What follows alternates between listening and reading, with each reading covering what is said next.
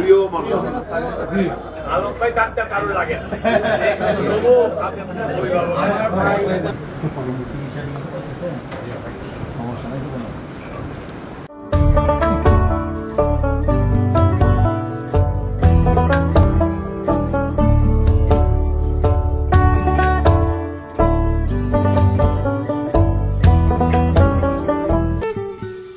আমরা এই পাট এক সময় ঐতিহ্য ছিল আমাদের, আমি আগেই বলে গিয়েছি।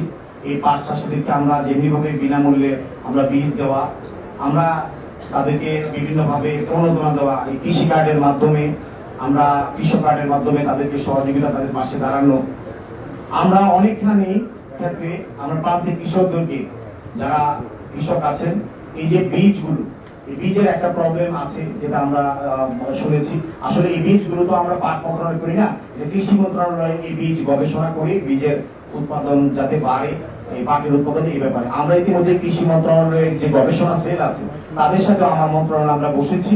আমরা কিভাবে এই পাট বীজটাকে আরো আধুনিক করা যায়, যাতে আমরা ফসলটা, বিশেষ করে পাট যে জাগ দেওয়া, আপনারা জানেন ইতিমধ্যে একটা সমস্যা আমরা লক্ষ্য করছি।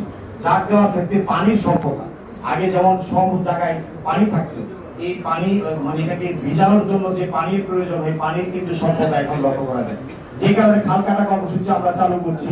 আমরা এই খাল কাটার মাধ্যমে যখন পানির প্রবাহ সবখানে নদী নালা খালে বিলে পানি থাকবে, অবাধে কৃষকরা এই জাগ দেওয়ার জন্য, এটাকে ভিজানোর জন্য সহজতর হবে।